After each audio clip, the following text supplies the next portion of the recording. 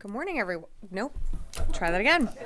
Good afternoon, everyone. Just a few things at the top, and then happy to jump in and take your questions. So earlier today, Secretary Austin spoke with Ukraine's Minister of Defense Umerov regarding Ukraine's most pressing security assistance needs. The Secretary and the Minister discussed the ongoing U.S. security assistance efforts following the passage of the National Security Supplemental, including the recent $1 billion presidential drawdown package and $6 billion in Ukraine Security Assistance Initiative announcements. Minister Umerov provided an update of dynamics on the battlefield, as well as the impact of Russia's continued aerial attacks across Ukraine. Additionally, Secretary Austin also met today with His Majesty King Abdullah II today to discuss regional areas of mutual concern and opportunities for cooperation. A readout of their meeting will be available on defense.gov later today.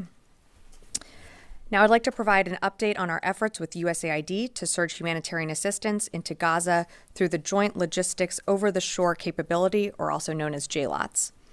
As of today, the U.S. military has completed the offshore construction of the Trident Pier section, or the causeway, which is the component that will eventually be anchored to the Gaza shore.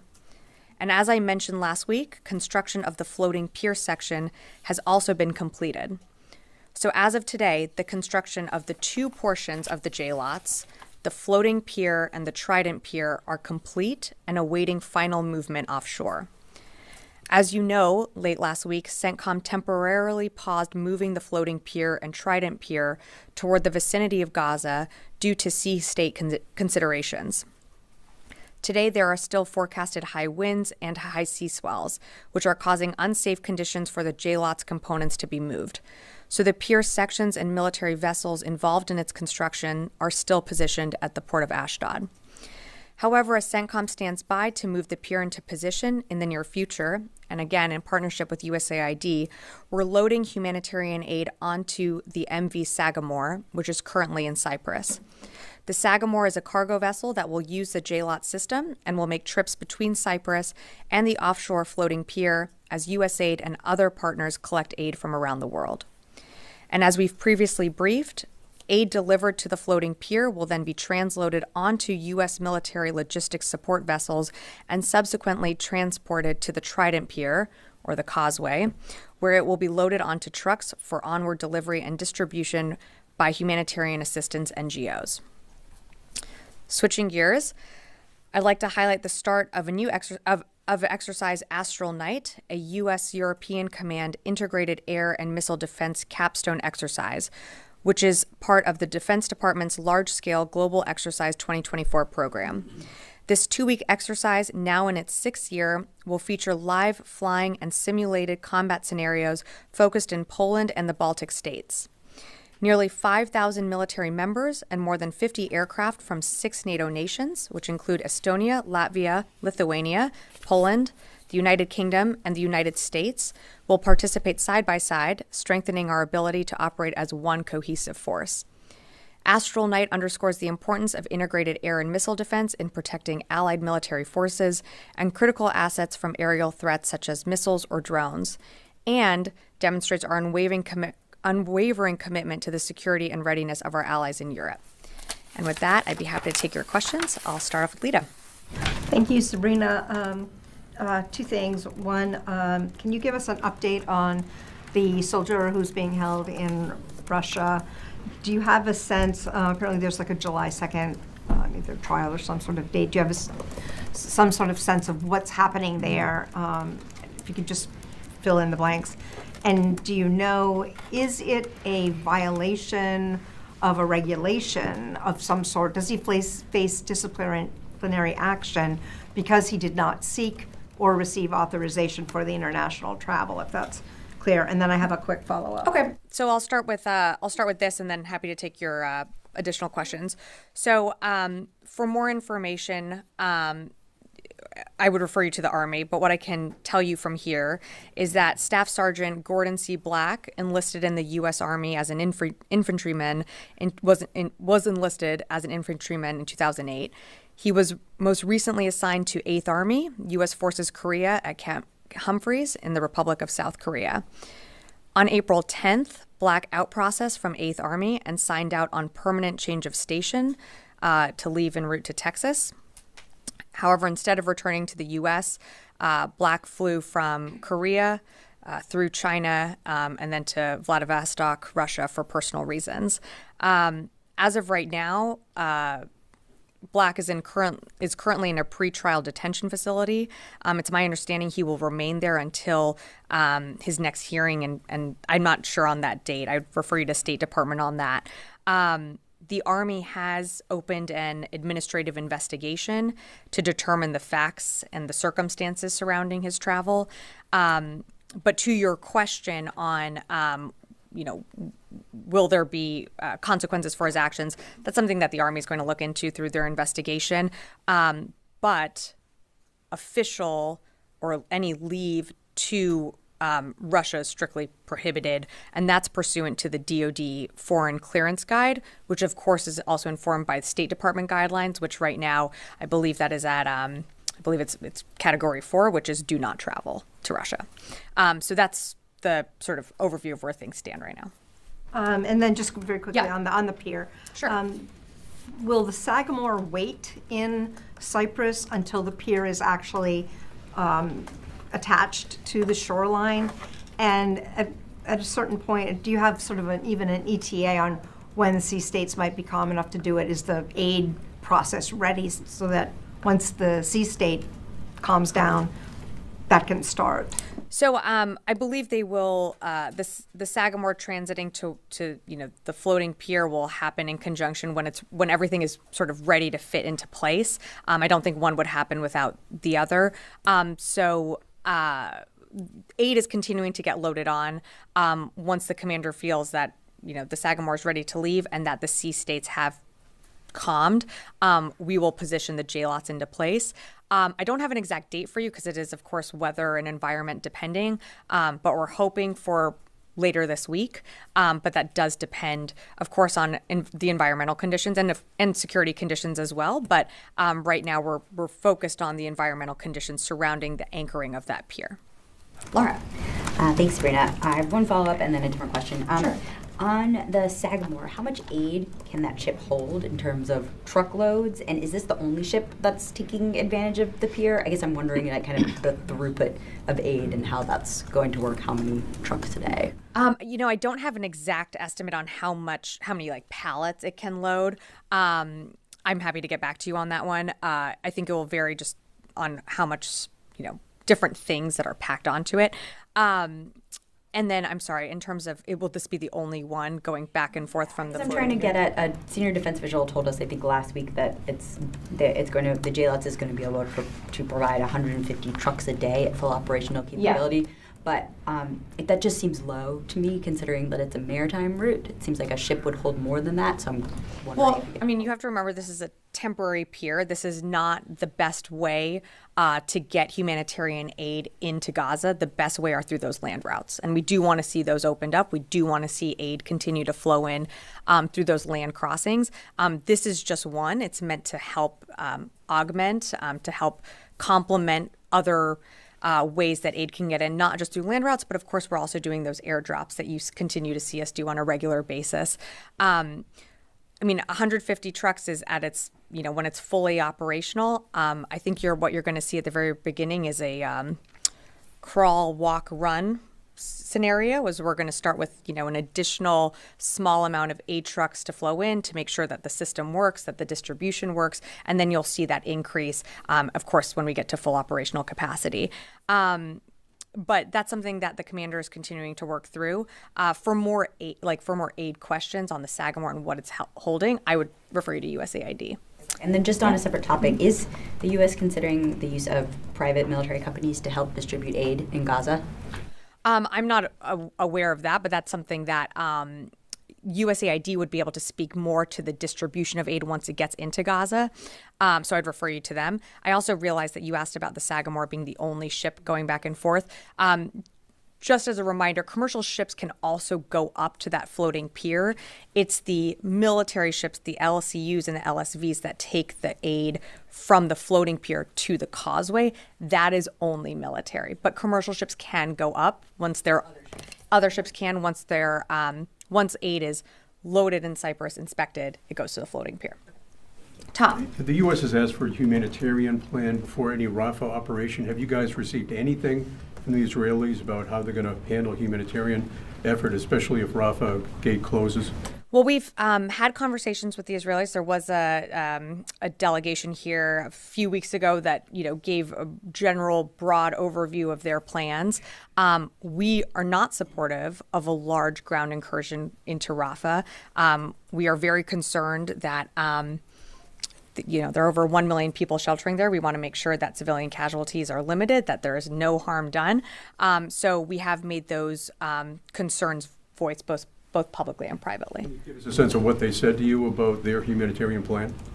I'm, as you can appreciate, just not going to get into closed-door discussions. But as you know, and as we regularly read out, the Secretary has regular calls with Minister Gallant and other folks from this building with their counterparts as well. So we're certainly in touch with the Israelis. But we certainly do not support and have expressed our views on a major ground operation within Rafah. Can you at least say you're satisfied with what you're hearing about their humanitarian plan? Again, I'm not going to get into private conversations. We want to see we want to see a concrete plan that will take into account the over 1 million people that are there right now. We don't support a large ground operation into Rafah. Idris, and I'll work my way down. Yesterday, I think Pat mentioned the security situation as one of the factors that could impact the timing of the pier of the coast of Gaza. Have the Israeli strikes and sort of limited operation in Rafah changed your view of the security situation? Are you now more concerned about it, given what happened yesterday in Rafah? We're certainly taking into account the security consideration, but still nothing has changed. We're still moving forward with the implementation of JLOTs. We do need these sea state conditions to steady, and until they do, we're just not able to move that into its location at this time. But of course, the security situation is something that we're going to monitor, and if that does impact anything when it comes to the JLOTs mission, we would let you know. And I realize your policy on sending weapons to Israel as a whole has not changed, but Right. officials are saying some shipments have been paused. What message are you trying to send to Israel with those pause in shipments? So I've seen those reports. I don't have a comment, and I certainly wouldn't comment on specific cases or shipments. What I can reiterate is that our commitment to Israel's security remains ironclad. You've seen that since October 7th. You've seen us surge security assistance to Israel. You've seen us come to the defense of Israel as recently as a few weeks ago when Iran launched attacks towards Israel. We also were able to pass an emergency supplemental that surged additional security assistance to Israel. So while I'm not going to comment any further, I can tell you that our commitments to Israel's security remains the same. Fadi. Thank you, Sabrina. Were you given any heads up from your Israeli counterparts about this latest operation into Rafah? What is your understanding? You said we do not support the major operation. Is this part of a major operation or limited? What is the information available to you? Our understanding is that this was a very limited operation designed to cut off Hamas's ability to smuggle more weapons and funding into Gaza. That is our understanding right now. This just happened, I think, very early morning hours here. So we're monitoring the situation. We're in touch with our Israeli counterparts.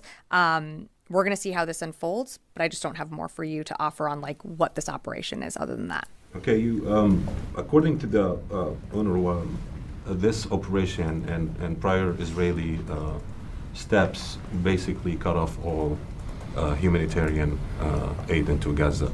All crossings are shut down. Salim, this one area, Rafah, obviously. You've been insisting, and the Secretary in every readout, that there should be an urgent increase in humanitarian aid. Is this operation and the closing of the Rafah crossing meet your objectives, in terms of your humanitarian situation in Gaza? Well, we don't support the closing of these land routes. We want to see humanitarian aid to continue to get in. And so I think that was something that the president spoke to in his call with Prime Minister Netanyahu, is that we do want to see these crossings open. Kerem Shalom has been closed for, I think, a bit now. So we do want to see more aid be able to get through these crossings. That is a commitment that the Israeli government has made that they will. Again, we are continuing to monitor the situation on the ground. To Laura's question earlier, we know land routes are the best, most effective, efficient way to get humanitarian aid in. And we know that the humanitarian situation in Gaza is dire. And so people need the medical supplies, the food, the water. That is something that we want to see continue to get in. And we have been told that these crossings will open back up. In the meantime, we've also continued to conduct humanitarian airdrops within Gaza. And should we get to the time and point where we're able to position this temporary pier off the coast of Gaza, that will also help with humanitarian aid getting in. Oren. A question on Rafah to follow up on Fadi, Sure. and then a question on the soldier in Russia. Okay. In the discussions about what you call the general broad overview of Israel's Rafah plans, was there discussion about this limited operation? Or was there no discussion about this previously between America and Israel? So I don't have more to share in terms of the conversation between Minister Golan and Secretary Austin. But as you can appreciate, they talk pretty regularly. Their conversations are very direct, very frank with each other. But I'm just not going to go into more details on that. Is there a timeline on how soon Rafah could function again as one of the most important crossings? That would be something for the Israeli government to speak to. I can't speak to that. And then the follow-up question on Staff Sergeant Gordon Black. Is there any suspicion or concern that in his relationship with his Russian girlfriend or while in Russia he compromised sensitive information? And is that part of the ongoing investigation? I'd refer you to Army for more information on that. As I mentioned, there is an administrative investigation underway to determine the facts, to determine what exactly happened here, surrounding his travel, but I just don't have more for you on that. Yes, Joe. Thanks. The Biden administration is required to notify Congress, I think by tomorrow, if Israel violated international law or withheld humanitarian aid since October. Is it the department? What's the department's assessment in terms of either one of those? Have they violated or have they withheld humanitarian aid? So I believe you're referring to the NSM, and that's something that I would have to refer you to state to speak to. But has the Pentagon assessed that Israel has violated international law or withheld humanitarian aid? I don't have anything to add on to this one. This is something that the State Department is putting together. It's a report to Congress that is, due every however many increments, but I just don't have more at this time to offer on the NSM in particular. That being said, Human Rights Watch came out with a report and said there was a March 27th attack on emergency and relief workers, several of them, in southern Lebanon by Israel, and they say that a U.S.-made JDAM was used, as well as a 500-pound Israeli bomb. It killed, like I said, these several individuals who were civilians, and there's been no evidence of a military target at the site. Are you guys aware of this? How close? I mean, you've said before that there are no conditions on U.S. military weapons provided to Israel. Are you guys tracking these kinds of things at all, and are you aware of this attack? So I'm not going to get into specific incidents, and I can't confirm those reports that you're citing U.S. weapons being used. What I can tell you is that we have been very clear that we want to see Israel comply with humanitarian laws and the laws of armed conflict. This is something that it's an interagency process that between the State Department, other agencies, we are reviewing. Our findings will also go into the NSM. For more on that, I'm just not going to get ahead of that process. As you can appreciate, I'd refer you to the State Department. Just one last Sure. one. The Ike has returned to the Red Sea. We saw a statement a couple weeks ago now that it had gone into the Sixth Fleet into Europe. Can you say anything about? And then on April 23rd, CENTCOM released or put out a tweet and said there were F-16s deployed to the AOR. Didn't say specify where. Can you say anything about? Can you give us any updates on this? Mission to counter or deter the Houthis. Has it been deployed? Has the deployment been extended? So I don't have anything for you on any changes to our force posture with the Ike or anything additional. You have the positioning of our assets there for the exact reason to help with deterrence and our efforts when it comes to Operation Prosperity Guardian, which is to ensure that commercial shipping through the Red Sea, the BAM, the Gulf of Aden can continue freely without the harassment of Houthi attacks. You've seen CENTCOM put out regular updates on when there are engagements, but I don't have anything more to read out at this time on the Ike. Liz. Thanks. Last week, Secretary Austin told lawmakers he was concerned over, quote, lack of execution in terms of Israel's plans to evacuate civilians from Gaza. Is that still the case? Is he still concerned about the lack of execution? I think we are concerned about any type of ground operation, large ground operation within Rafah that does not take into account that very large civilian population. So yes, the Secretary's words still absolutely stand to today. And then to follow up from Joseph's question, so was the USS Ike brought back into the Red Sea to counter the Houthis because there were increased attacks when it was in the Eastern Med? I again, I don't have the list of attacks that happened when she was not in the Red Sea, but we have other partner nations that are part of Operation Prosperity Guardian and others that are not, that were engaging when the Houthis did fire attacks unlawfully at commercial vessels. I think I read out when I said that she would be back soon. She has returned, but I just don't have more for you on anything additional or any extension. I'm just going to go to the phones before I forget and then come back into the room here. Jared Zuba, I'll monitor. Hi, Sabrina. Thanks for doing this. I understand that Israeli officials told White House counterparts that last night's operation in Rafah was limited. But what preparations are you seeing the Israeli military make? Does it look like they're setting up for broader ground clearing, major ground operations, or does it look like they're preparing for something more precise and targeted and surgical? Thanks. Thanks, Jared, for the question. So in terms of what they're doing, their actual planning, when it comes to any operation, I would refer you to the IDF to speak to that.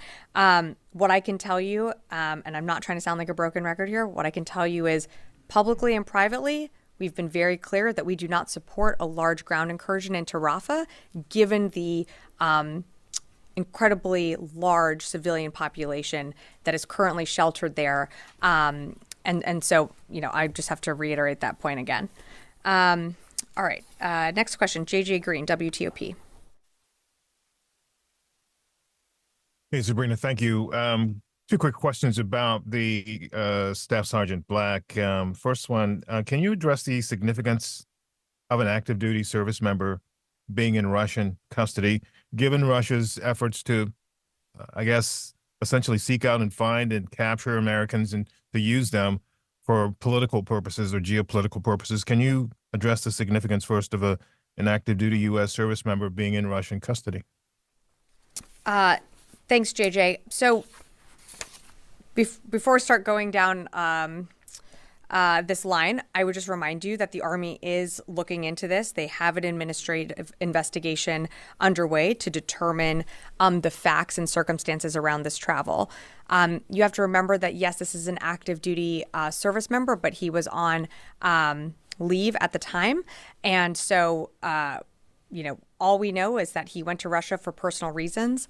I don't have more to share is that the Army is continuing to look into this incident. And for further questions on his condition or next steps, I'd refer you to the State Department for more on that. And I'm sorry, did you have a follow-up? I'll skip that, but thank you for answering that question. Of course. All right, I'll come back in the room. Yes, right over here. Thank you, Sabrina. The ceasefire proposal that Hamas said they will accept it is the same offer that's been on the table for a long time. And have you reviewed it with your partners? So I would refer you to the State Department, and as you are probably aware, Bill Burns is in the region and sort of leading these negotiations. So I don't want to speak from here about the ceasefire or hostage negotiations that are taking place, other than that they are underway.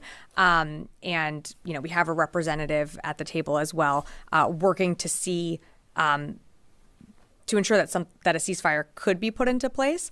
If a ceasefire were to be put into place, that obviously would increase chances of more humanitarian aid to get in to Gaza, and of course release more hostages, which is obviously something we want to see. One question on Russia. Vladimir Putin ordered his forces to rehearse for a non-strategic nuclear weapon drill. How do you look at it? And have you seen any change in Russia's posture on nuclear weapons? How do we look at what Russia announced? We look at that as completely irresponsible. We have not seen any reason to adjust our own nuclear posture. We haven't seen any indications that Russia plans to use a nuclear weapon, but it's deeply irresponsible, and we're going to continue to monitor what's happening in the region. Yeah. Thank you, Sabrina. You've been saying for months now, this administration, that you're against a major military operation in Rafah. Yeah. And they told over 100,000 people to evacuate in eastern Rafah. And that sounds like a lot of people. So what's the definition of a major military operation? What makes a limited military operation? What's a major military operation? Is there an acceptable number of civilians that can be put at greater risk for the Pentagon? Like, how do we know what's major? Sure. Look, I'm, as you can appreciate, not going to get into more specifics on like their operations and some of the things that they brief us on. A major military operation would put at risk civilian lives. Anything that puts at risk civilian lives within Rafah is something that we are not supportive of. We do not want to see a population with over 1 million people who were, directed there when other operations were going on in the north and the west were forced into Rafah. We don't want to see the civilian population put at risk, knowing that also there is tremendous hurdles of also getting humanitarian aid in, medical supplies in. And so any type of military operation must take into account that large concentration of civilians. And right now we haven't seen we need to see a credible plan that would protect those civilians. And so we're continuing to urge and speak to our Israeli counterparts about that plan. And I'll just leave it at that. So that, over 100,000 people were told to leave the area. That sounds like an alarming development because they can be put at greater risk. So this line that's drawn in the sand, how do you make sure that Israel doesn't cross that? Yeah, again, I'm not putting a specific number on it, on like how many people need to leave or how many, what a large-scale operation looks like, because I'm not going to detail their own plans and what they share with us. That's something for them to speak to. What I can tell you is we have a large population of civilians that are sheltered in Rafah. They need to be protected if there is any type of operation or any type of major ground incursion into Rafah. And we want to see those civilians protected. And to move over 1 million people, that's going to take a lot of time. So we're continuing to work with our Israeli counterparts. And I'll just leave it at that. Yeah, in the back, Carla. Thanks. VOA was told by a U.S. military official that in Niger that some of the diplomatic clearances for flights have been denied. That's forced extended deployments. The day-to-day life sustainment is continuing via commercial contract transportation. These raise a lot of questions. I mean, what's going on with the U.S. forces in Niger right now? Are they allowed to leave? Are they getting the medical supplies and equipment and ammunition, et cetera, everything that they need? And what reason is Niger giving the Pentagon for why they're denying some of the diplomatic clearances? I direct you to the CNSP to speak to why they're denying some of the diplomatic clearances. We are working with the CNSP on what our orderly withdrawal looks like. As of right now, our forces in Niger still continue to have access to the necessary food, water, medical supplies that they need.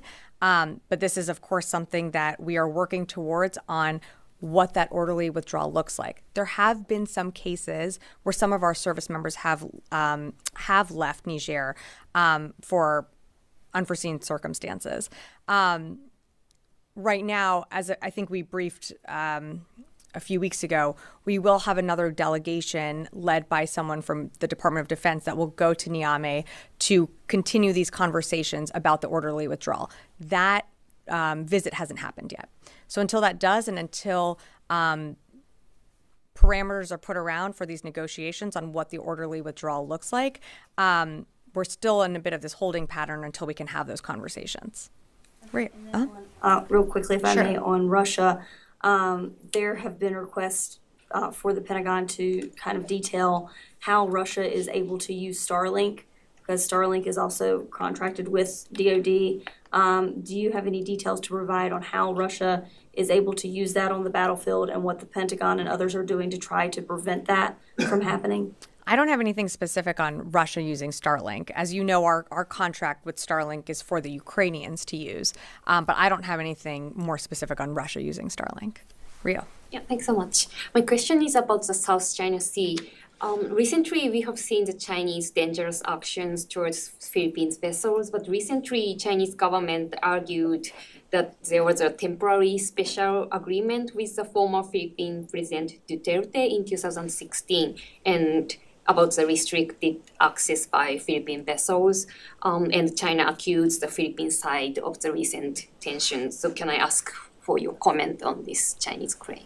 Are you talking about like the firing of water cannons, things like that towards Philippine vessels? Yes, and China claims that there was a hidden agreement with the Philippine side.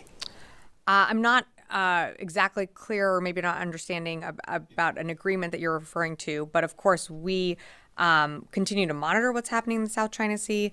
We continue to be alarmed when these incidents happen, whether it be with Philippine vessels or other vessels. We want to be able to see the freedom of navigation to be upheld. So of course we're going to continue to monitor what's happening there with our partners and allies. Yeah. Thank you. My question is about another country in Africa, Chad. Could you give me the update on the situation in Chad? Has the withdrawal been completed, or are there any U.S. personnel remaining in the country? Thanks for the question. So I actually don't have much of an update other than what we provided last week, which is that there were some military personnel that did leave the country, some of which were already scheduled to rotate out.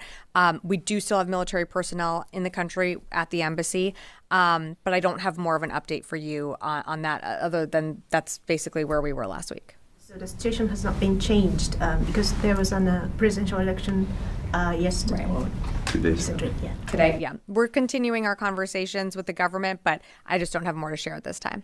I'll come back in a second. Let me just go. I have two more on the phones, and then happy to come back in the room. Heather, USNI. Thanks so much. So the Houthis have said that they're going to stop all ships that enter their operation or zone of operation in the Red Sea. So I have, as well as target ships that they can reach with any of their weapons, including in the Med. So I have two questions. The first is if there's been any talk of updating the presence in the Red Sea in order to combat this latest threat. And then the second one, is there any concerns about, or I guess, how is the U.S. prepared to protect ships that are going to be bringing in aid in the Med to the temporary pier from any potential Houthi attacks, considering that the Houthis might not recognize those as aid ships versus commercial ships going towards Israel? Okay, thanks, Heather, for the question. Well, we candid, I missed a bit of the first part, but in terms of aid ships getting into the Eastern Med, and you're talking about aid being transported from the floating pier to the causeway, as we have said before, we have assurances from the IDF that they would be providing security around that transport. So whether it's any attacks from any group, the IDF, of course, will be providing that security. In terms of, and I apologies, I did miss a little bit of the first part of your question. In terms of any posture changes in the Red Sea, there are no posture changes. Again, Operation Prosperity Guardian is something that continues to work every single day in a coalition to ensure the freedom of navigation through the Red Sea and the Gulf of Aden. I don't have any posture changes to announce today from the podium. Okay, and then last question from the phone, and I'm happy to come back in the room. Jeff Shogel, Task and Purpose. Thank you. I understand the Army has launched an administrative investigation into Staff Sergeant Black. I'm just curious, does DoD have any indications that he may have been lured to Russia as part of an effort by Russian intelligence to detain him? Jeff, Appreciate the question. This is something that the Army is looking into, which is why they've launched an investigation to determine the facts and the circumstances of his travel. And I just don't have anything more to add at this time. Happy to come back in the room. Okay, we'll do 2 more. Joe and 3 more. Here. Egyptian media is showing pictures that General Kirill is in Egypt. Yeah. Can you tell us what he's doing there and if he has any other scheduled visits? I'd refer you to CENTCOM for more details. I don't have more on his travel. He does regularly travel to the region. I think he was there, if not last week, the week before. But I don't know his other scheduled stops, but CENTCOM would be able to provide that information. You wouldn't be able to tell me if that's any part of Director Burns' travel to Egypt as well today? Not to my awareness, no. Fadi and then Aaron. Sabrina, my question about this Israeli invasion of Rafah, you said your understanding this is a limited operation. It aims to or at cutting off Hamas capabilities or ability to smuggle weapons and money. However, the process of bringing humanitarian aid through Rafah is controlled by both Egypt and Israel. And Israelis do screen shipments before they get into Rafah. Were you presented by any information from Israel that proves that still Hamas has the ability to smuggle weapons and money through Rafah? So Fadi is, yep. And I just want to know that international organizations, including the UN and humanitarian and NGOs, have been complaining about Israel measures that are delaying the entry of humanitarian aid to Rafah through screening and other steps. Well, I think we've also been very public in our Process. well. So Just why the let me operation just, to control that? let me just finish. So we've been very public and called from this podium, from other podiums across, the interagency, that we want to see more humanitarian aid get into Gaza. It was directed by the president that we set up a maritime corridor to surge aid in because not enough is getting in. So we also are concerned with how much aid is getting in to Gaza, and that's also why you've seen CENTCOM take the measures that they have to do these airdrops. So I appreciate the question, but I think also you have to remember that this government has been calling for it repeatedly. We want to see more. To your question on Hamas and being able to smuggle weapons, unfortunately, I just can't speak to the intelligence on that. But what I can tell you is that we're continuing to monitor the situation on the ground. We've been very clear about any type of large-scale incursion into Rafah, and we know how large that population is down there, and we know how dire the humanitarian situation is. So we do not want to see a large-scale ground incursion into Rafah. Again, we're continuing to monitor what's happening on the ground. This just happened earlier, early hours this morning. So I just don't have more to share this time. So Sure. I understand, and your point is well taken. I'm not talking about the U.S. government effort to bring in more aid or complaining about. Sure. But this shows the contradiction, which is to say Israel is in control of what flows or does not flow into Gaza without controlling Rafah, where they actually had that incursion or invasion. So are you taking what the Israelis are providing you at face value in terms of the aim of this operation is to cut off their ability to smuggle weapons and money, or are you going to actually look into those allegations? We believe what they are saying, that this was a limited operation, that it was to cut off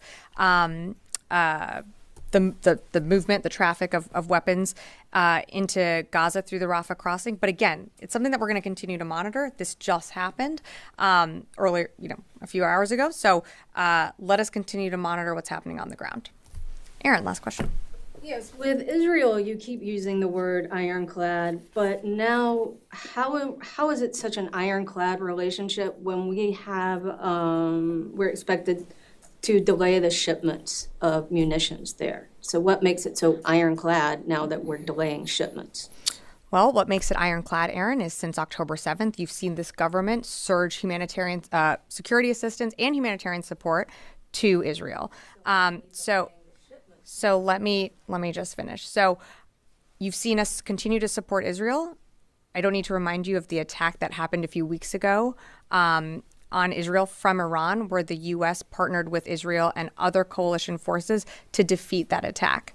Again, I don't have a comment on specific cases or shipments, but what I can tell you is through our actions and through what you've seen since October 7th, that's what we mean when our commitment to Israel is ironclad, because we continue to stand by our partner and ally in their fight against a terrorist organization who continues to use civilians as human shields, but we also have hard conversations with our friends.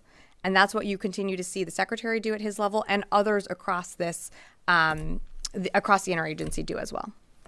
So yesterday morning, with General Ryder, he stated that we had not seen a detailed plan about Rafah. Had we seen any plan prior to them entering Rafah? Well, as I mentioned, and a few weeks ago, there was a delegation that was here that, briefed us broadly on their plans for Rafah. We have continued to engage the Israelis, and I think there was a readout at that time from the White House on some of those meetings. We're continuing to engage our Israeli counterparts. I just don't have more to share on their plans. Not the delegation, but yesterday before they entered, did we know that they were going to go? Had they talked to Secretary Austin prior to entering a couple hours before? Yeah, I think I answered that. I think Oren asked that question. Look, I'm just not going to get into more details on the private conversations between Secretary Austin and Minister Gallant. Those conversations do happen often. They're frank. They're very direct. And I'll just leave it at that. Do you think they're listening to Secretary Austin? I do. I do actually think that. And the reason why is because since the beginning, we have seen the Israelis, the IDF, make decisions that have been influenced and impacted by conversations with the secretary and other people across this department and the interagency. So yes, we do feel like they are listening. Okay, thanks everyone.